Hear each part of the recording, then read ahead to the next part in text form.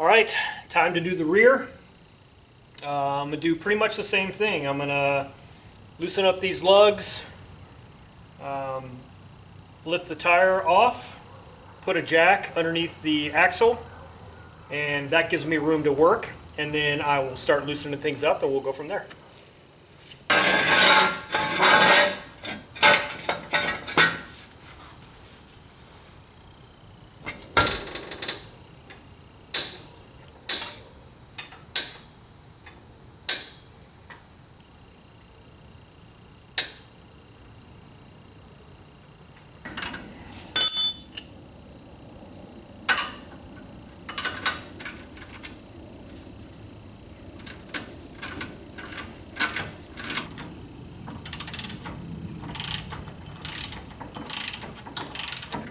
I'm just gonna remove this upper link because we're leaving these on, so there's no need to remove the bottom and the top. So the bottom is loose. I don't know if you can see that. The bottom is loose, but the top is just removed, so that's all we need to do. Put my nut on so I don't lose it. And I need to remove this bracket here.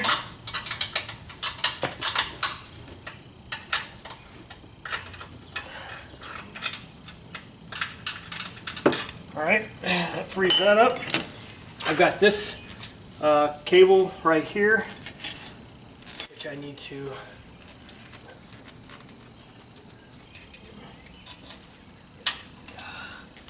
that guy there. Want to loosen up that bad boy there. If I believe right, that's 22. Yep.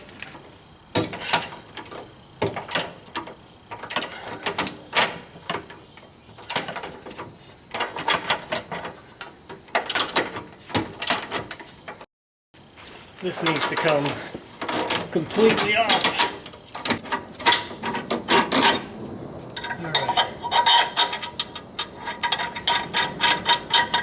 That's free. Emergency brake bracket way up here.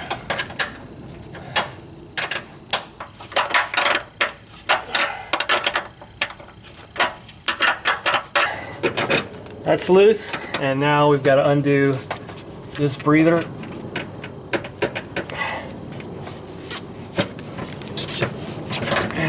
Get that off of there, and I think we're ready to start lifting.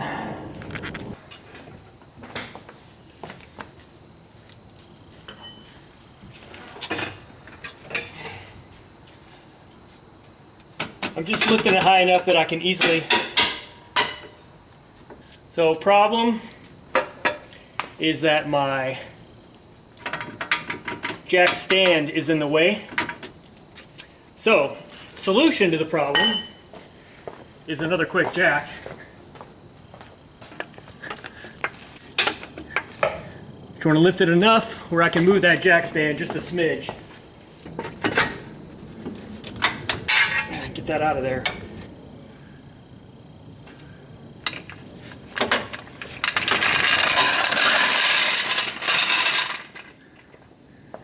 All right.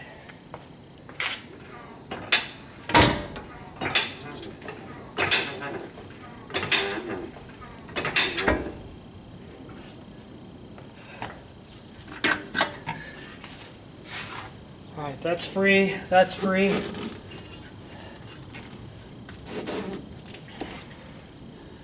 I do want to loosen up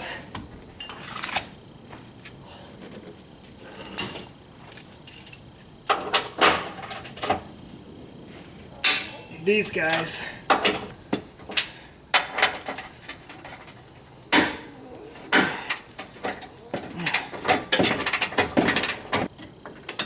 Okay. Now I should be able to lift it until the spring comes out.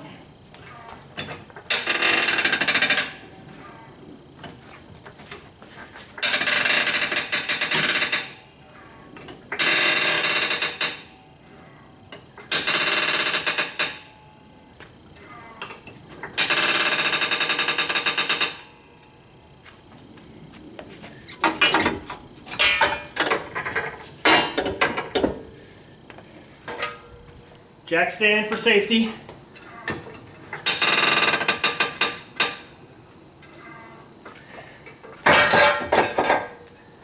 Okay. So now that that's out,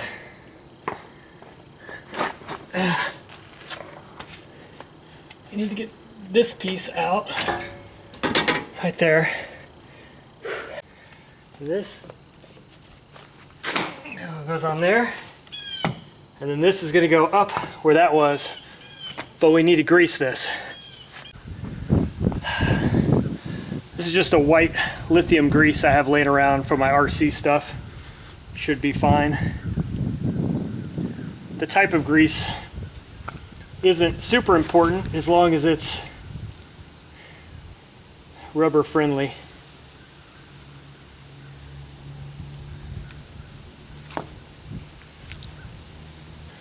This needs to go up into here. And it's going to have to get pressed up into there.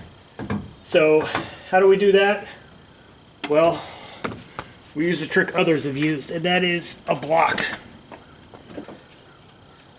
Okay, got it set up. Now I'm going to lower this a little.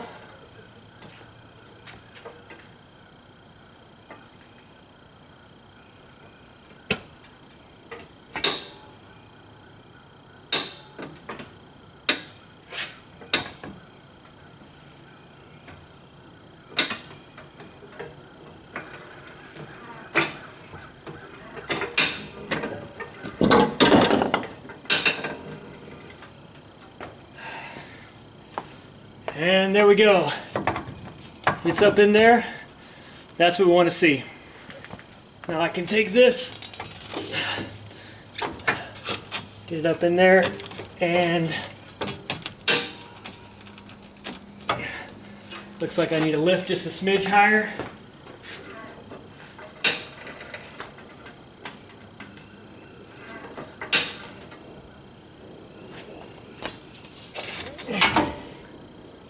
There we go. Now I can lower a bit.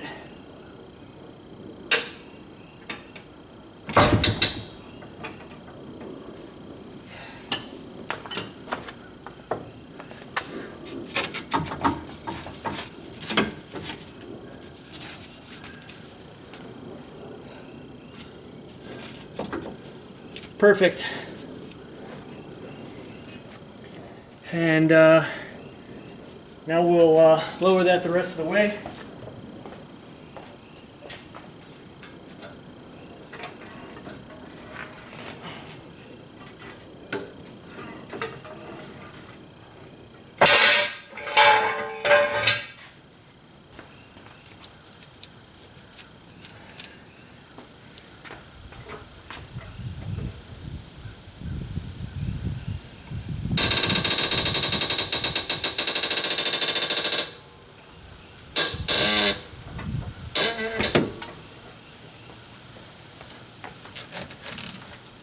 All right.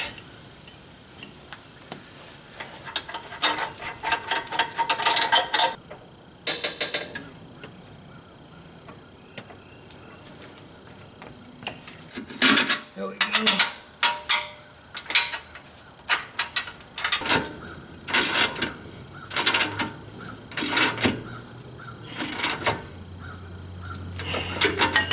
All right, that's that. Now I got to get this to where it'll line up.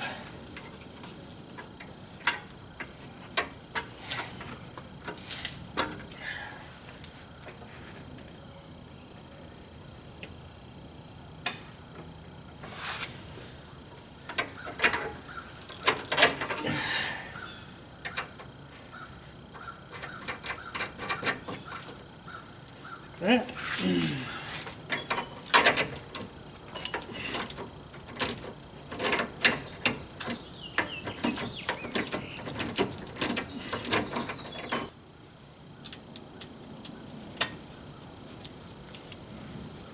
Okay.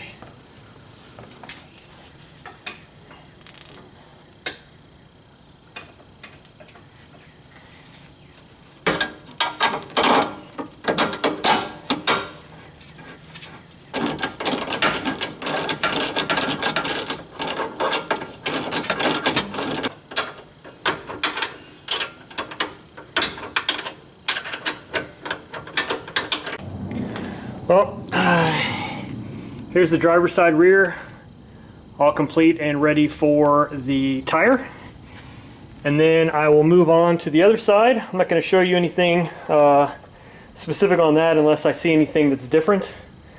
And then after that, we'll go in and retorque all of the parts that are left untorqued right now. So, almost done. All right, this is the final wheel, or the final side, I guess, and it is complete. Nothing really notable from this side, other than I learned my lesson on where to place the jack stand, so that it's further away, so that it doesn't interfere with that shock bolt like it did on the first time. Outside of that, everything was as expected, went very smoothly. Just make sure to go through and retorque everything that needs to be torqued. Again, control arms are getting ready to come here in a minute after I shake the Jeep on its wheels and get everything settled. And make sure you put up you know, all the brake lines and breather tubes and all that good stuff. So anyway, I'm going to put this tire on and then we'll see how it looks. Well, gang, I'm done. This is it with the leveling kit. It looks pretty sweet if you ask me. I'll get some pictures when it's daylight. It's just now getting dark, the sun's going down. I think the wheel spacers made as much of an improvement as the little bit of leveling. I'm glad I did both. I'm glad I did both at the same time. The only two parts from factory that I removed and I'm going to keep are these here, the front links. But outside of that, I had no leftover parts, so that's always a good thing. So now what I'm going to do is, I've got some of those connections that are loosened up so that I can retorque them. What I want to do is kind of settle things in a little bit. So while it's on this level surface, I'm just going to shake it up.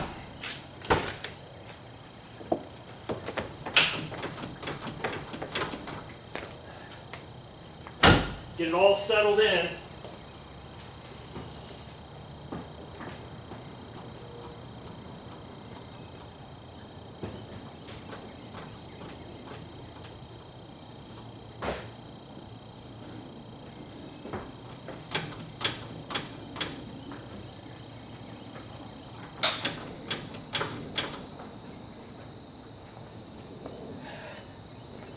And then now I'll go down and torque all of those arms. Dude, I'm done. I'm beat. It's hard work, especially doing it by myself. Although I did enlist my 13-year-old son to help me hold the other side of a nut and bolt combination. The hardest part of this whole thing, and I had heard somebody else say this, and it's true, is retorquing all those control arms. 125 foot-pounds is no joke laying on your back underneath the vehicle. I got creative and ended up using a jack to help me push the torque wrench. I'll show you how that looked.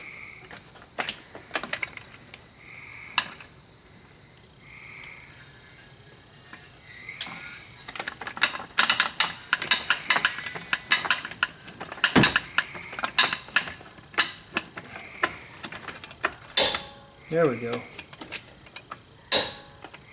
That probably took a large majority of the time. Was it necessary? Debatable. I know on the Teraflex video they don't do that.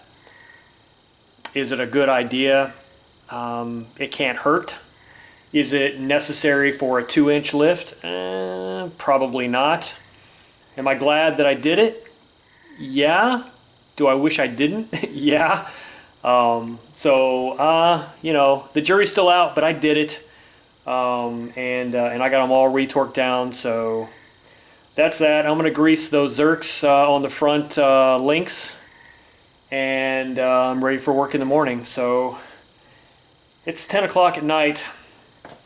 I probably have a total of about 6 hours, but probably only about 4 actual work hours. So if I just like hit it and didn't stop, I probably did it in 4 hours. I'm not going to pretend like I did it any quicker than that, but like I said, a large majority of that was spent retorquing all that stuff. So if I left that out, I probably could have been done in 3, maybe 2.5. So it was actually quite easy.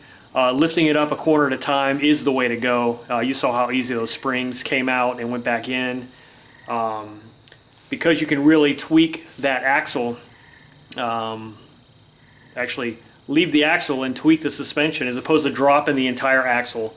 I think it just gives you so much more room. So anyway, I'm really happy with the way I chose to do it. Yeah, it's done. So it's the day after I did the leveling kit and the spacer install.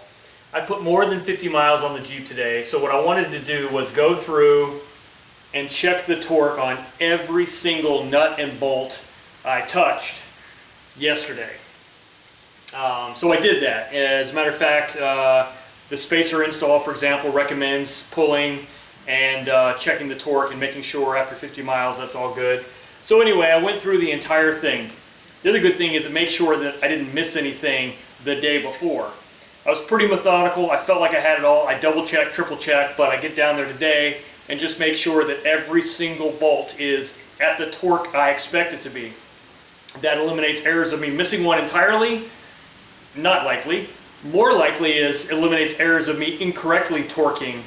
Let's say I'm thinking 125 and it's supposed to be 75 or vice versa. So this was a good opportunity to go through and just recheck every single one of those, and everything's good. So I consider this project done. The only thing left I have to do, which I haven't done yet, is I need to readjust the headlights, because now my front end is pointing upwards a little bit more, so my headlights are going to be higher. So I want to make sure I adjust those. I'm not going to do it now. It's raining outside, and quite frankly, I just don't want to do it right now, but I will do that. That's it. I showed you a lot. I'm sorry if this was a long video. There might be somebody who needs to see that kind of detail, so that's for you. If you didn't need to see the detail and you're bored by watching somebody work on a vehicle, sorry, it's a long video.